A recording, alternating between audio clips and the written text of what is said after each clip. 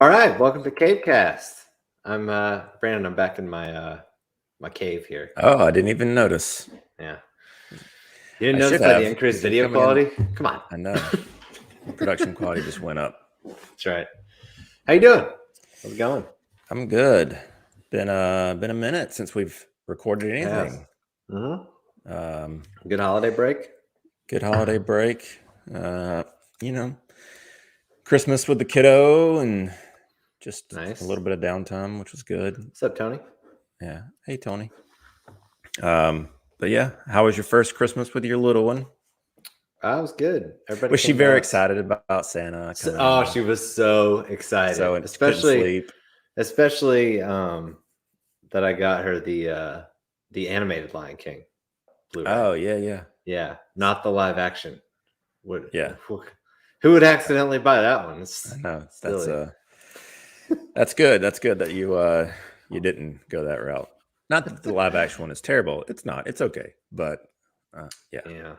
I could see why someone would go to the store, pick up the live action one, thinking it's the animated one. It's a possible mistake with the the intent to give it to your kid as a Christmas present. But you didn't do that. You got the real one. You got the cartoon animated one from the 90s. Yeah. Okay, good. Definitely also didn't get the Hellboy remake on accident instead of the original one point last year. But anyways. Yeah. So, I'm just clarifying because yeah. Did you did you yourself get any geeky merch or any kind of memorabilia, movies, anything? It was kind of a gift card. I got a lot of money to spend at Mondo, which I'm excited about. Just kind of can keep an eye out for stuff I want to order. Trying to think. Yeah, I mean, I got some vinyl. Nothing like crazy geeky, I guess. No. You and I both have that Nightmare Bats and Soups from Sideshow on pre-order, and that guy just started taking payments. At least mine did today or yesterday. Yeah, I got an email saying that it was starting. When is that supposed to ship? I think it said between July and August this year. Okay, gotcha. So, nice. Excited for that one. First little hot toy. First doll for Brandon. Yeah. First doll for Brandon. A doll collector. And now your pants are blue. Nice. So before we get started, I guess, before we dive into things, I'll go ahead and do the usual rundown here. Hit the subscribe button here on YouTube and notification bell so you can stay up to date on all our videos. We are also on Twitter at CapeCast Show. And we have a Patreon. It's patreon.com/CiNEMACHiNE and appreciate all the support that we get there. Nice. I came back to the correct overlay here. You've got a lot of them. I was worried, but maybe the break did you some good. Kind of reset things. Yeah. I feel better to be like back in my space now. This is good. That's good. Yeah. It's good to have an actual dedicated space to do your podcasting. For sure. So I know that's especially why especially when you have a crying baby. That's definitely nice. Yeah. Well, yeah. So what are we reviewing? What are we talking about? We're going to be reviewing The Matrix Resurrections this evening. Heard of it. This was directed by Lana Wachowski, and it came out just before Christmas this last year, starring all of the famous originals plus some new folks: Yahya Abdul-Mateen II, Jessica Henwick, Jonathan Groff, Neil Patrick Harris, and others. And we should say we're gonna dive into this thing full on. So this is gonna be a spoiler review. Spoilers! Because we've discovered, frankly, that we cannot talk about movies without spoiling them. Yeah. Well, there's been enough time. I mean, there's been 2 weeks now. Yeah. So that's your warning. If you've not seen the movie, definitely dive out of this and then come back and revisit. Yeah. I mean, it's reasonably accessible with HBO Max. So yeah. Go watch it. But before we do that, we both just kind of went through and refreshed ourselves on the original Matrix trilogy. You got to do it with your daughter as well. How'd that go? Yeah, I got to do it twice. Yeah. Wasn't planning on doing that. My wife and I, we sat down and kind of just like, refreshed ourselves. I'd watched The Matrix, the original, many times and watched it recently, but still just wanted to watch it again, go through the whole saga. I haven't seen Reloaded and Revolutions. I bought them on Blu-ray when I worked at Best Buy like a decade ago, and don't know if I watched Reloaded, and Tony can probably remember this, and maybe he can correct me, because as far as I know, they released Reloaded on Blu-ray after they released the original, and then with the intent of releasing Revolutions in a standalone packaging. And to my knowledge, they never ended up releasing Revolutions standalone. So I had to buy it as a combo, Reloaded and Revolutions, and it always bugged me. Tony can let us know if that wasn't the case. Maybe I just missed it and couldn't find it. Nice. He joined us as well. Did a rewatch. Yeah, nice. It was definitely worth it for this movie, I will say. Yeah, for sure. So yeah, we watched those three, and then had I think it was Christmas Eve. Yeah, Christmas Eve. We sat down and watched it. And so you anticipated. That's good. You were worried you weren't going to be able to watch it until. Yeah, I mean, I was wanting to go see it in theaters. My only opening to see that was like the Tuesday night, and they weren't doing any advanced screenings. As far as which was annoying, to be honest with you. But then you saw the box office, and you were like, "Oh, okay." Yeah. I love how they're reporting worldwide box office for this, right? And not the typical domestic. So did a refresh. Obviously, you and I both love the first one. If you haven't watched our CiNEMAChiNE Matrix review, go watch it. If you haven't watched that review, you probably shouldn't watch it. Yeah, it's the review that nearly broke up the band. Meaning Al is very anti-Matrix, and we're very not anti-Matrix. So some of that episode might have hit the cutting room floor. Right. Yeah, a lot of it did. Speaking of lost episodes, we may have a lost episode that we were supposed to air. Christmas episode that Tony's watching. We're so sorry. Yeah. We recorded an episode. He's like, did Tony. I blow it? Al was supposed to. He said, I'm gonna add a few things in there and then I'll post it. And then I was like, hey, did we ever post that review? And he's like, oh no, I didn't. Forgot. so we're just fine tuning you, Tony. You know, yeah, we'll hold on to it. Yeah. Got that one in the bag. It'll be kept looking for it every day. We're gonna post it in July. It'll be a Christmas in July treat. In July. Yeah, Al loves Christmas all times a year, so he'll make a little celebration out of it. Be on the lookout. You're correct, Brandon. You're correct. Yeah. Okay. Good. I wasn't. Yeah. So it did. Yeah. No, it did get a standalone 4K because that's what I bought recently, and that's I guess part of what I was going to say is I did end up buying in the bag. Nice. Yeah. So got them. Watched all of them with the new transfers from the 4K recent release, which was lovely. But anyway, I will say that having not seen Reloaded and Revolutions, and now having rewatched them twice in the last couple of weeks, they improved for sure. And I think you and I talked about this.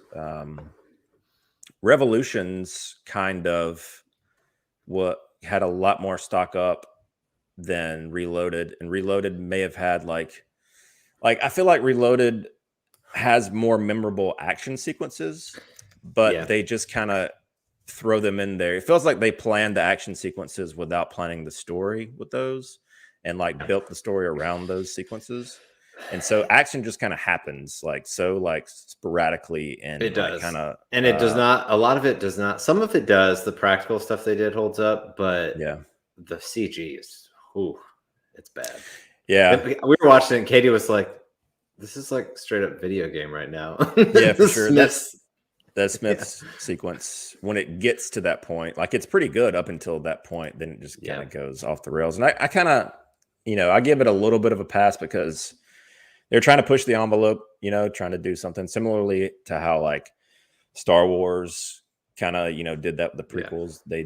They were so excited to be like, look, we didn't use any sets. It's all blue screen. You know, they were very like, they pushed that like, because they were, you know, it was pushing the technology kind of similarly here. So yeah, so I still do think that there are some great sequences in Reloaded. I feel like it falls prey to what a lot of sequels end up doing. Like they fall victim to like trying to one up the previous entry. I still like a lot of that hand to hand combat. It's still great. Like we said, the CG stuff is hit or miss, but that like I actually love like the whole opening sequence when they're down in that cellar and he's you know, agents are coming, that fight with the lamp where the glass falls, like all the combat that's like more close quarters and practical is great. Yeah, no, I agree. And that highway chase scene is really great. Like, and I know that there's a lot of CG stuff in that, but they pulled it off a lot better than the Neo. And I think they like built a huge amount of road for that sequence or something. They either built it or for it. Blocked it. It was like a quarter mile of. I thought it was like, I don't know. I thought it was like a quarter mile or something, but yeah. I know. I remember watching the behind the scenes when the DVDs came out. Yeah, pretty sure it was in like Australia. And but that sequence is great when she's weaving back and she's going like, you know, kind of head on in traffic, like that stuff's really, and the camera's like moving under the semis and stuff like that. Like it's really great. Yeah. That one I'm very nostalgic for because I mentioned on here before that The Matrix was the first rated R movie I had ever seen. I saw it on DVD on the old like snap case, Blu-ray or a DVD. I mean, I know the one.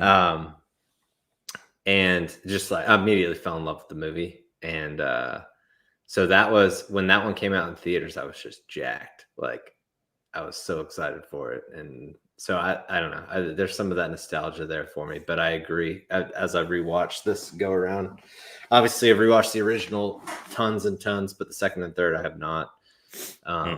Oddly enough, second one was stock down, and third one was stock up, and it's kind of the opposite. I think it's probably for me with the third one. It's probably because the third one's just so different. Like it's very Zion based. It's not trying to do a lot of the one-upping that the first one or the second one does. I'm sure you can. One more to back. There's four. Back to back. And the Animatrix too. And play Into the Matrix video game. There's like that's a great video game. I love that game.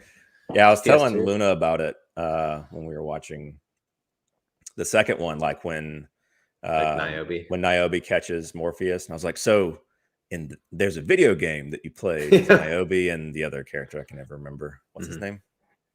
Other guy. I just remember the Niobe's buddy. World is awesome in there. Yeah, so I was like, and they like had all these like shot sequences that they shot during the movie, and they kind of had them like as cutscenes for the video game, and you like got to see them infiltrating and, you know, cutting off the power and all that stuff. So yeah, that was cool. Anyway, where was I at? Rewatching Revolutions. Yeah, so I think the reason that it was stock up for me is just like I was saying, like it does something different. And I know that was probably one of the things that maybe rubbed people the wrong way for a Matrix movie coming out at that time that didn't have hardly any Matrix in it. Well, everybody was kind of looking at those movies, like the sex appeal of those movies, you know? I mean, that's kind of like what people, like how that resonated, like this crazy combat. They're dressed like super slick. Like that's what people. Speaking of sex appeal, that's one thing that I noticed is 2 and 3 are super horny movies. Like they are very horny movies. Like it's a little you hitting the fast forward button so a few times. Close your eyes. I did not let her watch the Zion orgy. I was like, before we started, I was like, all right, I'm gonna have to fast forward a few things in this movie. You're not old enough to see this stuff. Sorry. Yeah. So she's like, okay. And so yeah, that scene, and then like the cake scene with Mary Vingeant. Oh yeah. And maybe a few other things I can't remember. Anyway, but yeah, so enjoyed the rewatching, and then kind of sat down to watch this new one at home. I didn't get to see it in theaters, so I know you saw it in theaters. I did. I was very glad that I was able to see it in theaters.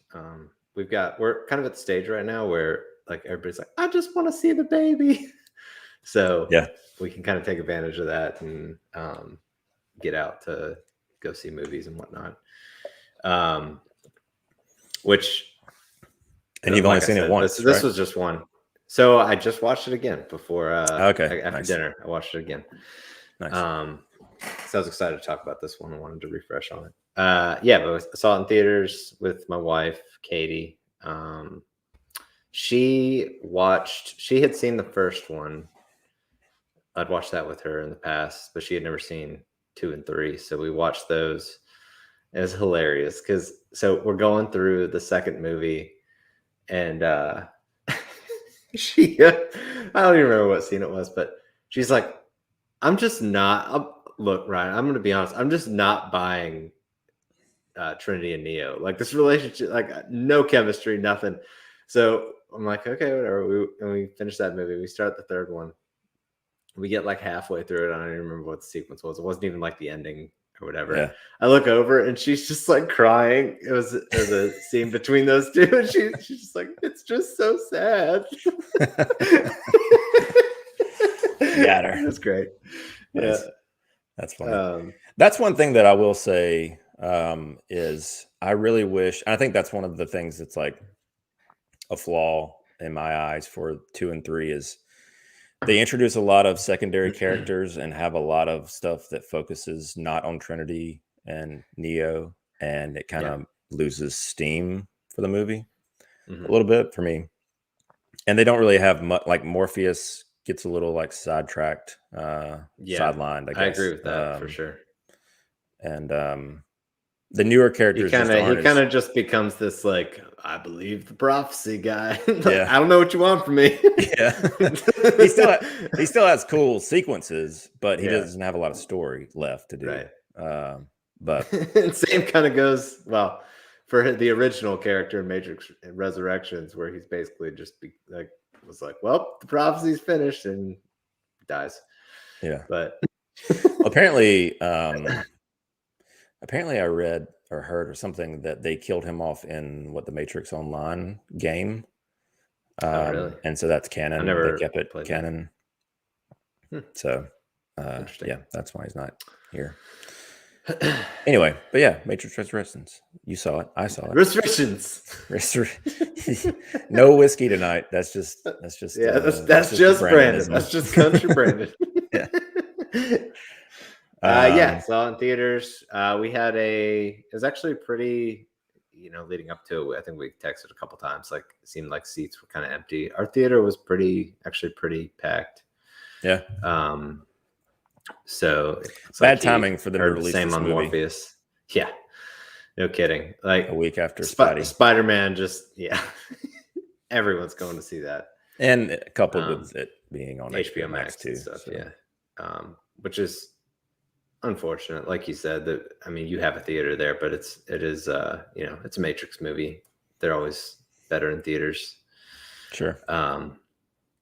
But yeah, so you just who'd you watch this one with originally?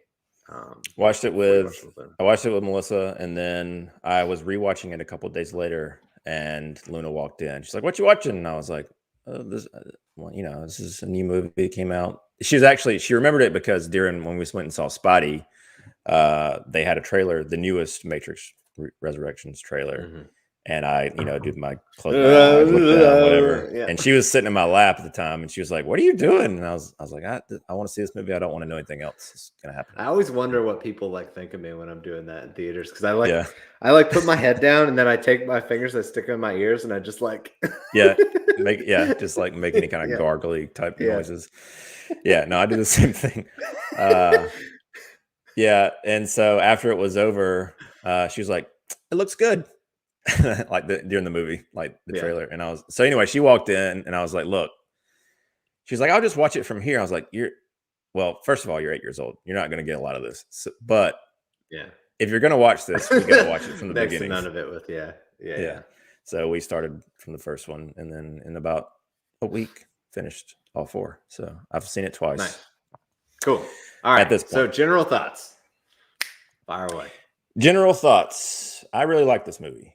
I'm not like over the moon in love with it, but I do like it, and I think I don't know. I can't decide if it's so different in terms of what it's doing than the other 3 movies. So it's hard to really say I mean, I like my gut feeling is I think I may like it more than 2 and 3, but I'm not sure yet. I think story-wise, I definitely like it better than 2 and 3, narratively.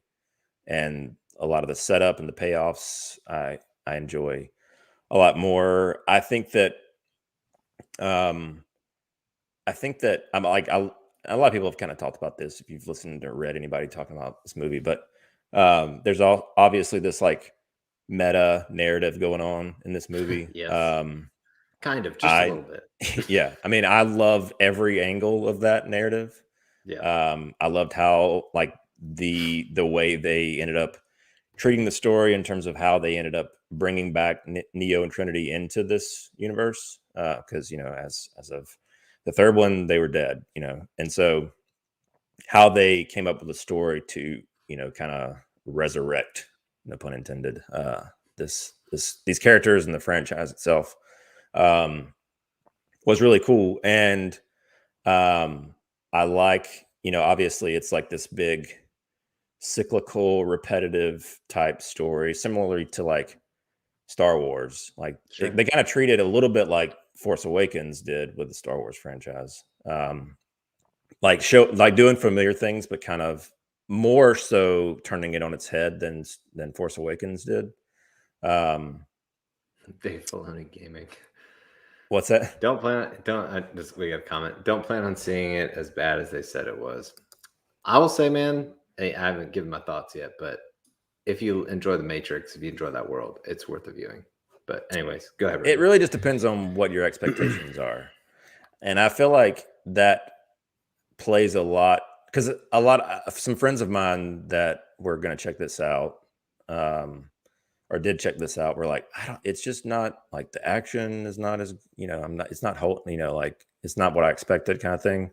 Mm-hmm. I think that kind of colors, your initial viewing for sure. Because it's not really, it's a very different movie for sure. It's kind of like a very like surface, like on the surface, it's not really, they can't even point this out in its own meta way. Like, Bug says, which is like, maybe this isn't the story we think it is or whatever. So they kind of go ahead and tell you, that's the first scene, that this isn't going to be your typical Matrix movie. Right. For many reasons. But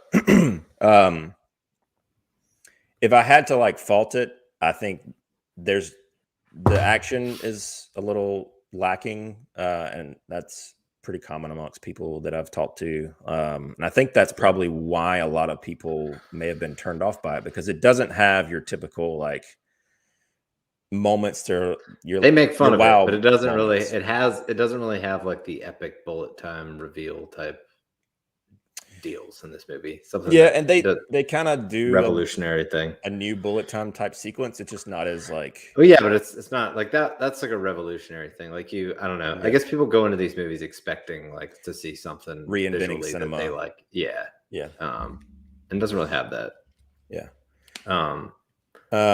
So it doesn't push the envelope in terms of like any kind of filmmaking aspect, but in terms of story, I was all on board with this whole, like, how they, I mean, and we're in spoilers, so we can say, but like, well, I guess I shouldn't get too deep. I do this. I ramble and talk about more than just initial thoughts, but basically, yes, I really enjoyed it. It's, I love the like love story heist element. It's much more like low stakes, so to speak, than the other movies. Like it's basically just Neo trying to get Trinity out, and that's the gist of the story. And That's true, but it's also if you appreciate the other movies and how important his character is, like it didn't feel necessarily like there's less people, like less people impacted directly in this movie, but it's still the stakes didn't feel minimized to me, I guess.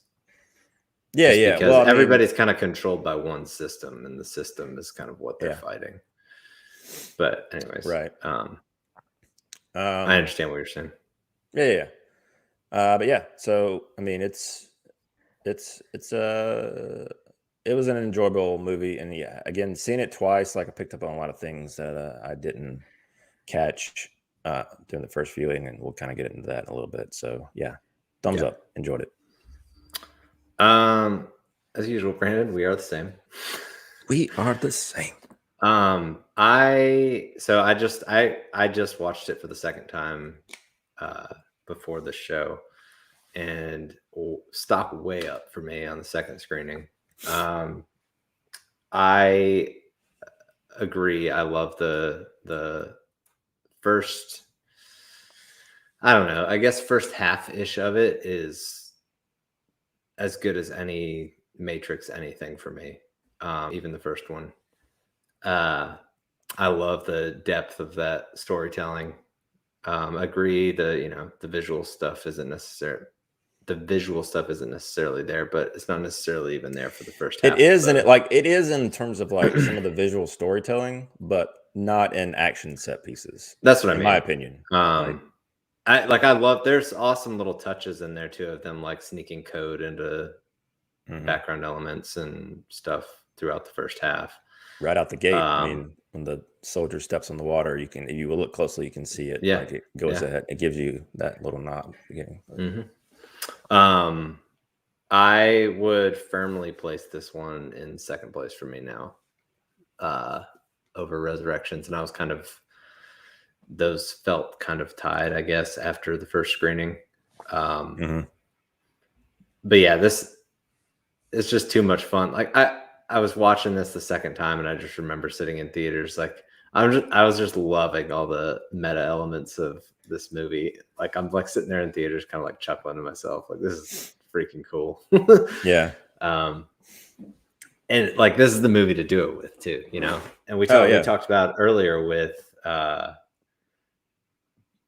how Reloaded, like they tried to milk elements of the first movie that were kind of iconic. Talked about how Resurrections was different in the same way, Revolutions was different in the same way this one is from its predecessors. So like I it's a fresh take on this storyline. All of the additional characters were phenomenal for me. Jonathan Groff was a standout, definitely. I wish he was in the movie more, to be honest with you. Yeah, same.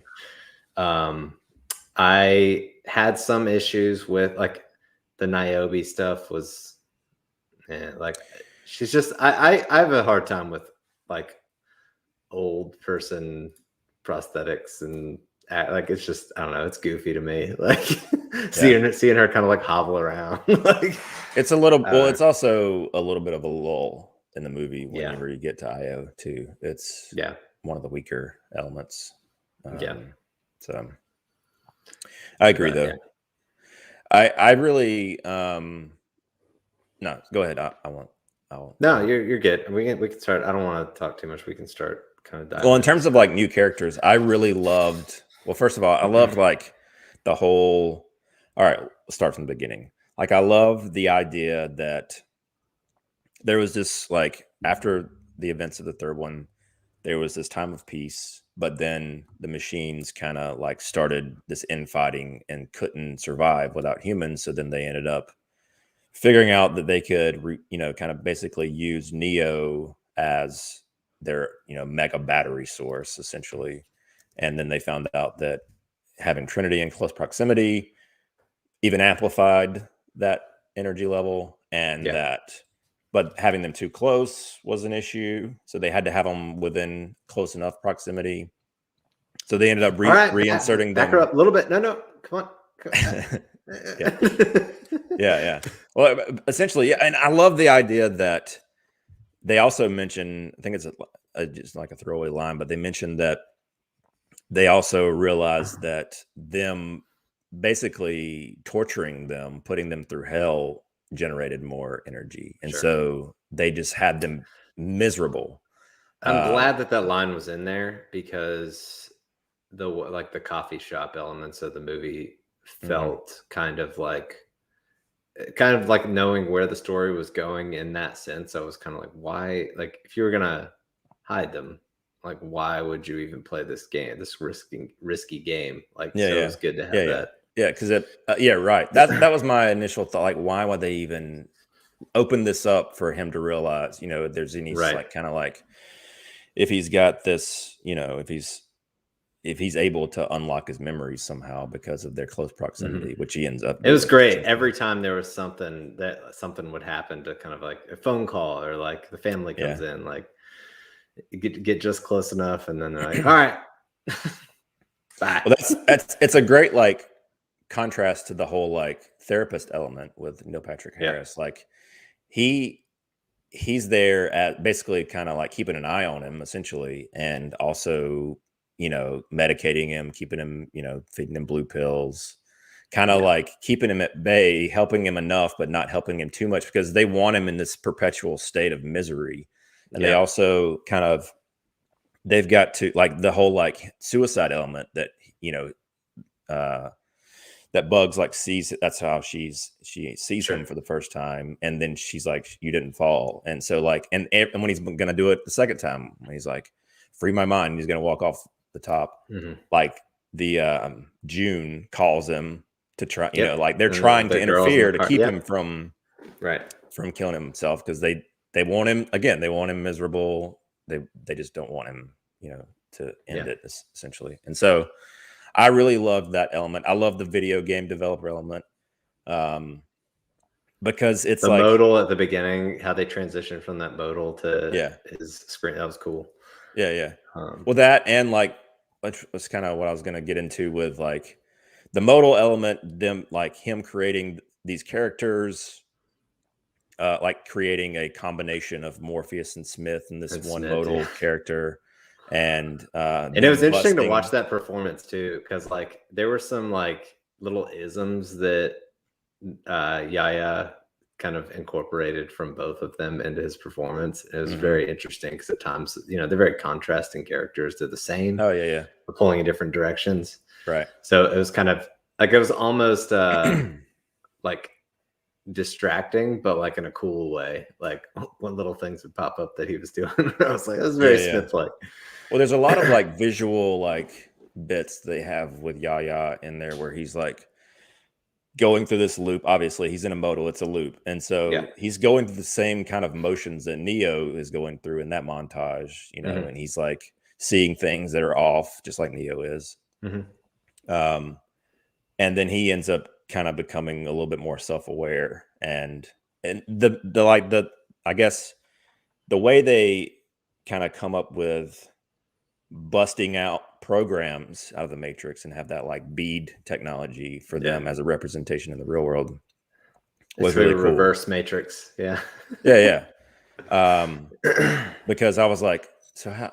I guess at first I didn't understand. Like it took me a minute to be like, oh, because he doesn't have a body in the real world, so he doesn't have one to kind of occupy, and so they have this like virtual element, like a kind of like a holographic type AR. And that's another thing that I really love. Like Keelix from Man of Steel. Exactly. Yeah. Well, it reminded me even more of like, I guess it's kind of the same, but yeah, those little like pin, you put your hand in and it makes like a pin indentation thing. I don't know what they're called. Pin indenters. Yep. Yeah, the AR, like I love the updates. Like it's been 60 years, so things are different. This is the next mirror stuff. Didn't have to use the phone booth. Didn't have to use landlines. The operators have an augmented reality existence in the Matrix with them. That was fun. That caught me, or that took me a couple seconds to like catch on to the fact that that's what they were doing for some reason. And like that, knowing that the second time through, there's kind of some cool treatments with that. That I enjoyed. Yeah. I also really like that, like with the whole video game developing, having them rewrite his, existence in this new Matrix as, okay, you're a programmer, you created this game that everybody loves. This is the story, this is the story of the Matrix that everybody's living in currently still, but it's like one of those things where it's like hiding in plain sight thing. So the people that exist now in this new Matrix, they're like, oh, this is okay, yeah, it's like you have people in our world thinking that we live in the Matrix because of the Matrix movie. Like Elon Musk thinks we live in the Matrix. So like, there's an interesting like parallel of we're gonna put this right in front of your face so that it's so crazy that you won't believe it, even though like it's one of those things where I really enjoyed that. So there's a lot of that stuff too that was fun. Like essentially like picking fun at all of the interpretations of the movie and studio films, and like there's just really so much. The first one. There's which one? The guy that's like talking about. I'm gonna be honest. I didn't really like the first Matrix. Oh yeah, yeah. He's got red hair. Yeah. But that was so much fun for me. Just kind of, especially as somebody who like we were both working creative, like not necessarily in film, but just that whole think tank scenario, right? Like, it reeks of studio. Like, what's the next thing we can do? We need the next bullet time, the next big thing. Yeah. Just brainstorm. Yeah. So brainstorming all the wrong things. So it's just it's a great parallel. I mean, they even have like our parent company Warner Brothers says that they're going to make this without this next game without us, or that was a great thing too. Like even during that sequence where all those folks are going around the table with ideas, you can see the code and the windows and the outside rolling. It was awesome. All the meta stuff was. What's also kind of coupled with that, like there's a montage of Neo going through that like monotonous like, playing VR, touching touching the mirror and just kind of going crazy. But yeah, I mean, and then like, so there's that element which I love, and then like you were saying, the new characters, like how they kind of introduce these new characters with the Bugs character, which was really cool. That sequence with Jonathan Groff where Neo walks into the office, kind of reminiscent of his boss. Yeah. Living their lives. Living out their lives. And they did little throughout the movie, they did this little flash in from old films. Yeah. But yeah, it's like, you wrote that, right? It's like yeah. That stuff's just great. Like that's the kind of stuff that stuck with me in this movie. Yeah, I agree with you. I really wish that I wish there was a better build up to him breaking loose into Smith, because it kind of comes out of nowhere. When he walks into the lobby area with all the sprinklers going off and grabs that gun, like that's that might be one of arguably my favorite sequence. It's a great Mr. sequence. Anderson. Yeah, it's a great sequence. I just wish there was a little bit more build up to it. Like we needed more time with him, and coupled with the fact that it seemingly didn't even happen, possibly, or maybe it did happen, and I think it did happen. Has they've erased it somehow. I don't know. Yeah. It's a little vague. Like I can't, and that's another thing. Like I loved like the introduction of this new Morpheus version in the bathroom. He's like, he walks out of a stall. At last. It's like way over the top on purpose. Yeah. And then he even makes fun of it. Like they reference the initial meeting, and then it's like, now I'm coming out of a stall or whatever. I loved his demeanor. Like that sequence was really cool. Yeah. Yeah. And they have, and even like the little, like these little, like small callbacks, like you're talking about with the Smith stuff, like even in that sequence when Morpheus is like walking through the hall and he does the like two gun thing that Neo does in the first one. Yeah. Like all these little like, things that are like not just callbacks, but kind of like, reverberating things from the Matrix. Exactly. That's what's so fun about this movie. I feel like you could watch this and you'll just keep picking up on little, because there's so much that is kind of like a recreation of the first film, and like with a spin on it. Right. Yeah. That's another thing so somebody mentioned that they intentionally didn't have Neo holding a gun or using a gun in this movie, and then I was like, well, he didn't in the second and third one either. Essentially, like after he becomes the one, he doesn't need them anymore. But I do feel like I missed the gunplay a little bit. Like I missed the Neo or Trinity, like one of them having some sort of gunplay in this movie. Yeah, I got excited when Trinity was on the bike at the end. Like that felt a little bit more. That was great. That was a great. I mean, talk about like in my opinion, if you're gonna like say a memorable sequence, that was the sequence, especially with like the swarm drone element with all the bots jumping out of the windows using themselves as bombs. Like that visual aesthetic was great. I just wish that they didn't just overuse this like Neo force push thing. Like they just I agree. That's all they had. I felt the same way with I totally agree. Basement Blues. It's definitely, because of all these callbacks we're talking about, it's definitely worthwhile to kind of refresh yourself. I kind of felt the same way in the end about him blocking the bullets. I was like, she's kind of just like dragging him around the room as he's blocking bullets. Like, and I get that his power's kind of sapped. So he's kind of limited in learning stuff as he goes, relearning stuff as he goes in this movie.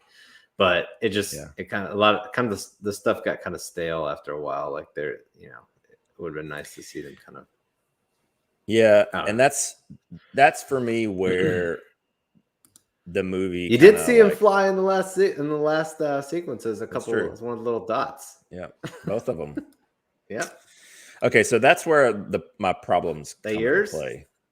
Both of them. Both of them. He gets a little like they overuse the force stuff. That's all I'm gonna call it. That's fine.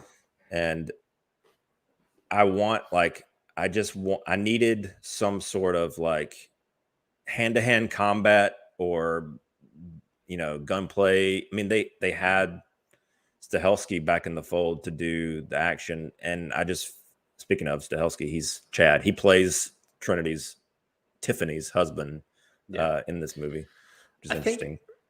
I wonder if it's the other Wachowski that was kind of the visual story. That's what I've heard some people be curious about because the combat, like I was paying attention to that this go around, like the sequence with Neo and Smith fighting in that like rundown whatever warehouse Batman or whatever. Superman. Yeah. Yeah. That the combat was there. Like I feel like if you could have done stuff with some frame rate, deals or created kind of that like rippling effect in different areas, you could have. I guess it just didn't feel as like I think it's refined or expertly choreographed as the other ones. I don't even know if it's the fight. Like I think the fighting was well choreographed. I think it was that it just wasn't captured very well. Yeah, I agree. It feels like there was like some Vaseline on the lens or something. Like something was like keeping you from like really following anything. Right. As well. It was a lot of like not necessarily shaky cam, but it's just kind of not the filming that you kind of have come to expect. Like for instance, on the train, no speed ramping and stuff like I don't know. Yeah, that kind of stuff. On the train, there's like a sequence with one of the character. I don't know her name, but she's got the tattoos like all like down her arms and stuff. Trinity's fangirl. Yeah, her. Yeah. She does this really cool like backwards like shot. Yeah, that it's like it's just kind of there. Yeah. It doesn't you don't see it really. You kind of like it doesn't look visually cool. Like that's like the moments that where I'm saying like in the old movies they would do like the speed ramp where it would be like. I mean they definitely call attention like, to it. Yeah, like but it's like so throwaway. All of a sudden you're like camera's like overhead and she's like flipping under the camera kind of deal. Right. Like, yeah. I don't know. They didn't have a lot of those moments, and I think that's it needed something like that to. Chris, Is this look, the you had Chris? the opportunity to come on here and defend yourself. So, Chris! I'll pick you up at noon. Chris! Awesome, I'm busy! I'm busy, stupid dick! you'll be happy to know, Chris, that our stock is up for both of us through our second screen. It's true. Sorry, Chris. Yeah, I tried to get him to come on, plead his case, but you can only do so much. Yeah, I didn't feel like it had those like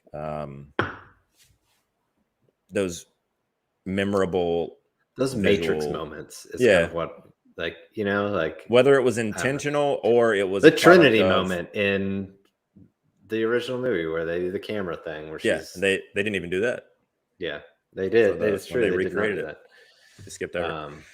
I wonder. That's what I was going to ask you. Like, you're talking about maybe Lily Wachowski was the one that was more that visual guide in the other movies. I know that they had a different fight choreographer on the first three than this one, with Stahelski doing this, which is not a bad idea. This definitely feels a little bit. I was going to say that's interesting because it definitely felt a little more John Wickish, like as far as like how they were fighting. Yeah, it did, and I think it wasn't like as kung fu-ish to me, I guess. As the I wonder if it's and it's also coupled with cinematography in terms of not having Bill Pope in the loop on this one, a little bit different in terms of how they stage some of the visuals. But what was I going to say? I wonder if maybe not having the two of them together doing this, in addition to having a different, fight choreography and different cinematographer, paired with maybe this film during COVID. So I wonder if there was some sort of restriction where they like had to limit themselves in terms of what they could and couldn't do time wise. And, I'm sure it was a lot more difficult to do a lot of these sequences than it would have been under normal circumstances. That's true. I'm sure that the resources were limited in some capacities. Because it does feel smaller in scale for sure. I mean, you look at how spanning the other movies were.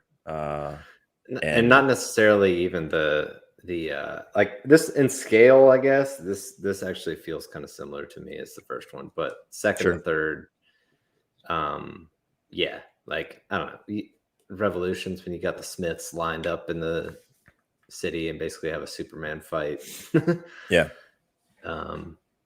in the sky with Smith and Neo, right? So I wonder. I mean, so who knows what the actual crux of why it didn't come across as. Honestly, man, that's the thing though. Like I really appreciate that part of this movie because it helped it feel a little bit different, and I think they were trying to make it a little different, and it needed to be a little different. Yeah. I mean, I agree, but at the same time, I did like kind of yearn for more. Like, when I think of this movie, I'm going to think about the narrative stuff. I'm not going to think as much about the actual like action sequences. So, I guess I understand that. It could have, like we said, like cinematography thing. It could have been a cinematography thing where just things weren't captured very epically or whatever. You know how a lot of people complain about like Nolan doesn't know how to shoot fights. Yeah, it's kind of like that. Like they didn't really execute that element. Like everything else is there, but that element was just like not quite there. And it's especially in a movie that's so memorable. Like that's kind of like the thing I would have expected more than anything. This movie also is about kind of like subverting expectations in a lot of ways though too. So sure, although that those moments weren't there from a combat visual standpoint, I really appreciated watching a Matrix movie that relied so heavily on story. I thought that was well, and it's kind of coupled with well, twofold. It's like like I was saying, with the whole this isn't the story that we thought it was, and the whole like boardroom think tank sequence with like Chris has sun chips. It's okay. It's okay. I mean, he's just afraid to come on here. It's okay. It's fine. He's got his toothpaste. Yeah. I'm just surprised they're not dill pickle chips. Yeah, coupled with like the whole like boardroom think tank sequence with them trying to they're like, we got to revolutionize gaming again, and it's kind of a commentary on like what people expected from this movie, like we were saying earlier, like, but they WB was going to make another Matrix movie with or without them kind of deal. I think Will Bell was the one that was writing that one. But yeah, I mean, I agree with you that it works in the favor of maybe it was an intentional thing, but I kind of feel like that's a little bit of a cop out saying that the action's not good because they didn't want it to be good. I don't think they didn't want the action to be good. I'm not, when I say I'm not going that far, I'm just saying that I appreciate the fact that it was very different from the other. And I'm not saying, I shouldn't say the action's not good. I just don't think it's like memorable. I don't think like it just feels like whether it's cinematographer or is it Lily that was not involved? Who did this one? Yeah, Lana did this Lana did this one. It just kind of feels like, because these movies, the first one especially, was very strong visually, very strong story. This one felt like it was very strong story, but the bullet time moments were not there. So I just wonder if that's actually like they're a team in that sense. Like one has that strength, one has the other. But who knows? So what did you think about that whole narrative element of them kind of having this symbiotic relationship with the oneness, or whatever you want to call it? Neo and Trinity and Trinity. Trio and Trinity. Trio and Trinity Diggeradoo. Which, by the way, we watched the we've been going through after that Harry Potter not documentary, but whatever anniversary thing. We've been going through the films. We just got through the fourth one. And right when I heard Cedric's name, I just started laughing out loud. Nice. What was your question? Sorry.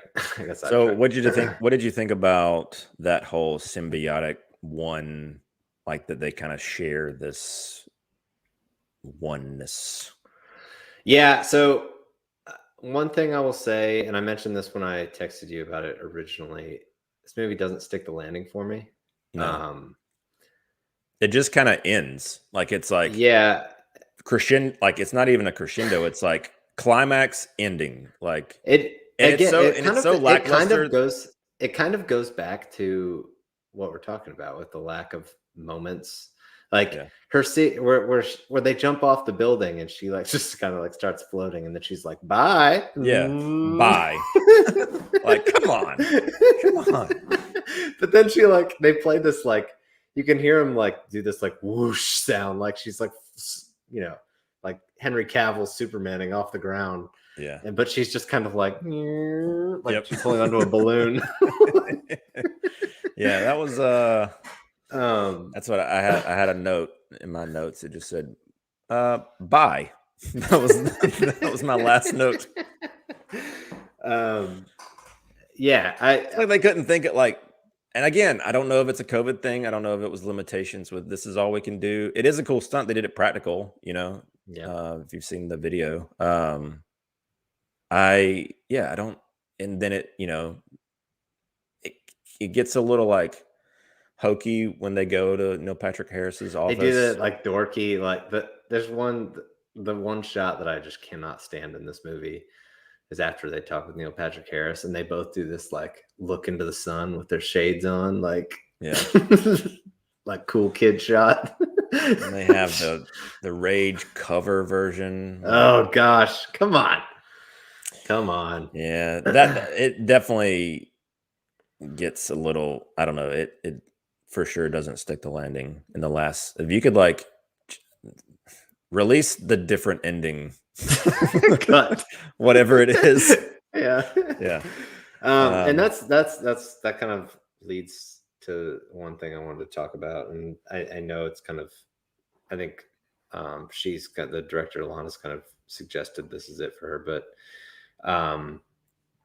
I would love to see more of this, and I would be curious to see what it would look like in the hands of somebody else with an idea. Yeah. I understand it's their world and it's a very unique world in that sense. But there's, I don't know, like, I just have that curiosity. Like, I have to imagine there's somebody out there that loves this material enough. Would you want to see it a continuation with Neo and Trinity, or you want to see it with, because they kind of it's kind of a send off, so to speak, with these characters. Not, like more of a hopeful, like, So I'm not necessarily excited about Neo and Trinity as much as I will say the idea of like convincing more people to like free their minds, like at a larger scale, would be cool. That could be something fun to be explored. I'd be more excited just to see, and I guess it would have to involve Neo and Trinity to some extent, but like Jonathan Groff's character, like I feel like there's fun stuff you could do there with him, and that kind of complex that he has with where he doesn't want to be reset and back into the system either. Like, right, that's where they're like whatever mini alliance or whatever you want to call it in the climax there comes from. Mm-hmm.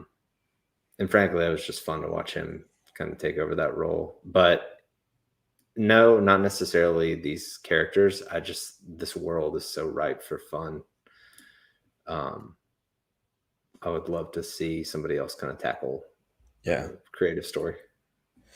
Yeah, I mean, I guess there's doors that are kind of cracked open with, they could, you could do a continuation if you wanted. You could do a prequel that's set in like the 60-year gap. I mean, possibly. It is something that like is brought up multiple times with Niobe, and then at the end there with Neil Patrick Harris and Neo and Trinity, about the fact that people are fine, living out their lives in the Matrix. Like there's I feel like there's something that could be fun to explore there. Mm-hmm. I don't know. I mean, I definitely feel you on the, like, it'd be interesting to see it in somebody else's hands to see what they could do. Yeah. Because it still kind of feels like, I don't know, it still kind of feels like the system is winning, I guess. Like, I don't know. If everybody's fine being a battery and living in the Matrix, like, I just wonder how many are in this Matrix, because, in Revolutions, is it Revolutions? I always get these two names mixed up. It's like the Spider-Man naming convention with No Way Home, like stuff. Far from Revolutions. Yeah.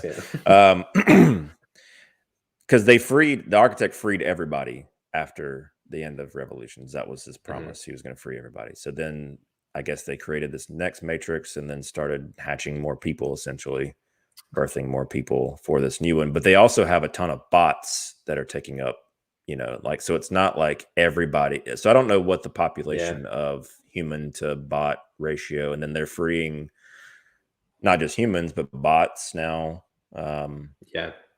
Essentially. So, but yeah, I mean, there's a lot, and that's one thing that I really thought was cool. Like the whole, like, you thought it was going to be like a 20-year gap, but it was a 60-year gap, and how they they had this sort of like line when he's talking to Morpheus in the theater, where they like changed their DSI, digital self-image, to like to where they see themselves as the way we see them in the movie, and you get those little brief glimpses of them as they're different everybody else and stuff, which is a great way to, because and I didn't catch this until the second time when Carrie-Anne Moss Trinity, one. yeah, when she's talking about, don't you think she looks like me, talking to her husband, and he laughed, and you see what she really looks like, and you're like, oh, that makes sense now. Because at first I was like, I just thought she was just like, I wanted to punch him because whatever. And I'm like, oh yeah, she doesn't look anything like Trinity, but to him, or anybody else. Yeah, I thought that was a really cool way to have everybody else off the scent that these are the people that they are, especially due to the nature of there being a video game, so to speak, with visual representations of what they look like in the world. So there's just a lot to unpack with this movie, and I think that's just in true form with your and my sensibilities. Those are the types of movies that I gravitate to. Well, I mean, we tend to like movies that the movies that we buy, whether it's statues or vinyl or whatever, any kind of collectibles with, seem to be those movies that are a little bit more rewatchable in that sense. Like every time I watch even like BVS, which I've seen a million times, I still pick up on little things here and there. Right. Yeah. It's very dense. Yeah. And I don't know, that's just fun to me. Like when you can watch a movie and it's not just kind of like a mind-numbing activity. Like you're still, every time you watch it, you're still kind of gleaning little things here and there. It just makes it more fun. Yeah. I mean, get Zack Snyder. You talking about somebody that you want a different director doing a Matrix movie? Yeah. I mean, seriously, having rewatched Matrix and the sequels and everything, I'm like, this is why I like these movies, because Snyder has a lot of similar sensibilities in terms of how dense his worlds are and his visual nature. Like they're very much, that's true. Part of the same ilk. If Al's watching right now, he's throwing up in his mouth. He's like, I hope so. Matrix and Zack Snyder in the same sentence. I hope he is. I'm trying to think of some other things that I wanted to touch upon. And we talked about like some of the new, like how they kind of like refreshed a lot of the tech with like the AR stuff and the mirrors, and even down to like, I loved when they were on the train and they had the small mirror and she was like, think of it as perspective. Like, closer, yeah. Well, speaking of that, like when Neo also escapes, before I forget it, I've always loved little things like that. Like I think is it Inception where the kicks where like when you're like sleeping and you feel that like you're falling all of a sudden kind of deal. I love when like people kind of incorporate that kind of like unexplainable-ish type stuff into their whatever storytelling they're doing. Right. I loved when they were describing the bullet time thing when he was talking about him dreaming and he was like, you just can't quite get there. Like that's a dream like that I have and other people have where like you just cannot catch up to whatever you're trying to do. Yeah. But anyways, I was just gonna forget that unless I brought it up. No, I agree. I like that as well. I think that talking about the tech, like speaking of going through that mirror, and when then Neo wakes up in his pod, and they even like that's like they upgraded this like mega port on his back, seemingly because they're pulling so much energy out of him. You think that it's like going from USB 2.0 to 3.0. It's like it's like a lightning connector. But yeah, just little stuff like that. That's his like, dongle. Yeah, he's got forgot my dongle. I'm running into that issue now with this MacBook. It's like, come on, guys. Nice. I'm so glad that on the new ones that they're giving you ports back, because God, it's so annoying having to have a C adapter. Jeez. Yeah. But yeah, I mean, I agree. I loved the you mentioned it earlier, the Morpheus tech. It was cool to have him come back into a world where I like that they didn't minimize what the first three movies meant as far as the machines and the humans. And they incorporated it well into the story with the machines, helping both of them escape. But them being on the ship and Neo wakes up and he's like, we got basically like a sentinel sitting in here. Like, what's going on? Yeah. Yeah, that was cool. That whole coexisting narrative was definitely cool to see, because I think they even, like, Niobe made, there was this like clear divide, like an us versus them type mentality in the original trilogy. And then, there was this, period of peace and coexistence, and that's continued, which is cool to see. I kind of chuckle every time the Ninjago bird thing comes through. Like, it's not Avatar bird. Like, yeah, it's like, it's kind of, it was a little over the top, that one. Yeah, a little weird. I did not. I like Ninjago is a friend. Yeah, or whatever she says. I like the little like hovercraft deals that they were carrying the bodies out and stuff. I had an issue with the little like mini transformer that was kind of like jumping around the desk. Thought that was kind of weird. Oh yeah. I was he has that. There's that one like very like Michael Bay-ish line where the operator has that like fist bump moment with him. Yeah. I don't remember what he says, but yeah. Yeah. The Niobe stuff. They grow in strawberries now, so that's cool. That's true. That was tough to watch, man. I don't know. Like, maybe the makeup wasn't even that bad, and I just know she's not that old, and it's just, I don't know. It's just weird to me. I always have a hard time with that aging people either direction, I guess. No, I get it. Well, I mean, it's also, and she's not, the greatest actress either. So just one of those things. Just did they had a lot of, they didn't do her any favors either. They had a lot of shots of like full body shots of her kind of like hobbling around instead of cutting in a little closer. Like her hunched over. I get it though, in terms of like, you needed a character that you're familiar with that would have aged more than Neo and Trinity. And so, that's true. If you've killed off Morpheus in the other movies, you either have like, I could see them bring Twitch back. Yeah. You can't do Commander Locke. He would have been way too old, I think. Twitch. Switch. Oh man. But yeah. So I don't know. Yeah, I agree. It lulls there at the IO thing. It's just not as interesting as the rest of the movie. That's the only thing that really kind of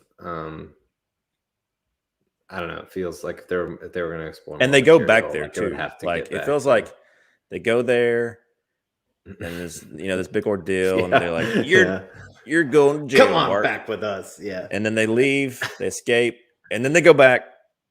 Yeah, immediately, and then volunteer, and they leave again. So it's just it was a little rigid too with her and Bugs, like their relationship. I was like, "You're great. You're never flying again." And then, like 15 minutes later, you're definitely going. You're definitely going. You don't have a choice. Yeah. Yeah, I agree. But yeah, still, even with its, with my quibbles with it, and definitely wish the ending was a fun movie, better. Man. Like it was, like it's good. Again, like these movies are dense. Like there's a lot of material. At the same time, they're even kind of making fun of people for it. Like you can't take them too seriously. Like they're supposed to be fun. Like they provoke thought, but like, I do agree with you though. I definitely wish there was more time with Groff's character. He was awesome. And even Yaya's character. I think they both definitely get sidelined towards the end. If this story is specifically about Neo and Trinity and getting, rescuing Trinity, it makes sense, but I just wish that there was a little bit more, I hate saying agency because that's a commonly used word. I wish they just had more to do than was given, because they were cool takes on those characters. Agreed. So for sure. I enjoyed as brief as it was, I had no idea that the Merovingian was going to be Oh yeah. in this one. So that was fun to see him come back. He was always kind of a fun character. Yeah. And he's a little different this go around. Yeah. Well, it's because they make note of the purge, because they talk about the Oracle being purged. Any kind of what were they called in the other movies? Exiles. Exiles, yeah. So, but somehow The exile. Shall we proceed? Yes, he's still only human. Yeah. So, however, he's kind of snuck through the cracks. Yeah. But yeah, he definitely was sneaking through some cracks the way he was dressed. He's living in dumpsters and yeah. And that's another sequence. He's living under the bridge with Frank. That's funny. Right. And then he just kind of runs off randomly. Yep. I think that's my big, like, you know, I loved that, you know, his little like ramble too. He was like, we had books and film conversation. Yeah. Yeah. He's monologuing while everybody else is fighting. Nobody's listening to him. He's just talking to himself. If Al was in the Matrix, that he would be the Merovingian. Yeah. We had black and white and 4:3 aspect ratios. Yeah. It was definitely cool to see him and his little cronies back. But again, that's an action set piece that I just feel like was ripe for something more memorable. And at the end of the day, I don't remember anything from it. Especially after the set piece in Reloaded for that was awesome. That like, I don't even know what you could like castle-ish looking. Yeah. The stair area. Yeah. No, for sure. Because that's the thing about when you, even though Reloaded story-wise is like, you know, at some points it's like, why is, I don't know, but you know, it's like, yeah. I don't know, but that looked pretty cool. Yeah, it's got so many of those moments though. Like, that fight, you've got the chase sequence, you've got the the what you call it, not Link, what's Seraph and Neo fighting in the dojo area or whatever it is. Dude, that when I was my rewatch recently, that was the standout for Reloaded for me, was that sequence. I always remember liking it, but for some reason this go around I was like, this is great. Yeah. Even the Smith sequences, even though it doesn't hold up as much when it gets to the CG stuff, that stuff's still cool. Before he grabs the pole. Yeah. He starts going Rubber Band Man style. Yeah. Doing the leaping where his body's just like right. Yeah. He's Stretch Armstrong. Yeah. Yeah, that, like, in, you know, the twins and I don't know, like, even the end, that is like Trinity at the tried and true action movie for sure. Yeah. Reloaded. So that's I think that's like what I'm saying is like it needed some like memorable, you know, action coupled with the narrative stuff that was so great. I think that's why I loved that. Apart from really enjoying Jonathan Groff, the sequence where the sprinklers are going off and he walks out and you got the slow motion going on. He picks it up and like kind of like realize what's happening, and then Mr. Anderson. I will say that sequence and the hand-to-hand stuff with he and Neo down in the Batman versus Superman fight area. Yeah. Even down to the sink over the head type sequence. Those two were probably, and the motorcycle chase, those were the more memorable. If you know, they're good. Again, like this, it's good. It's just not like, for whatever reason, it doesn't like jump off the screen. They didn't recreate bullet time, man. Yeah, they didn't do it. The guys talked about in the, and that's even that sequence, the bullet time / freeze it. You know, they combine the bullet time with like the freeze it moment in the first Matrix, in the construct or whatever it is that Morpheus is with, and I don't know Well, if it's they because even had- they lowered the had- frame rate of Neil Patrick Harris, Yeah. and it just looks strange. I don't know. I don't like the way it looks. They actually even had I think it was in that warehouse sequence before they get down to that lower level, but there's actually like a bullet time dodge from Neo. But it's just kind of like in the corner from off Groff's. to the like it's just kind of like I don't know. It doesn't like no attention's called to it. It's there though. Yeah. Like Oh, well. that's the kind of stuff that was kind of whiffed on a little bit, like we mentioned, I guess, at this point. Yeah. But I will say it's fun, man. I'm looking forward to honestly, I'm looking forward to watching this movie again.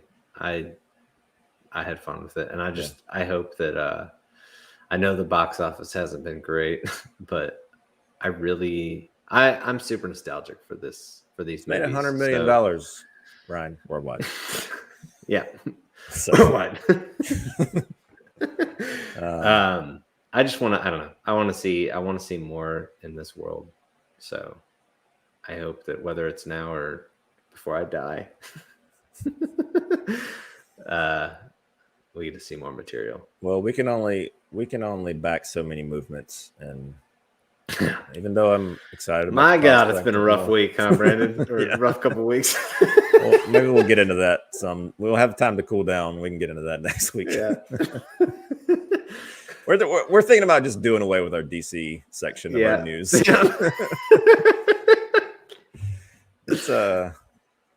It's quite hard. Next, It's difficult. A little difficult. Let's try to be positive about things. Yeah. Even though we're really not. Yeah. Anyway, That's all I got, I think, Ryan. Yeah, man. Talked an hour and 17 minutes about this movie. It's a fun one, dude. I was very happy. I got like Katie walked in. She'd been out picking groceries up.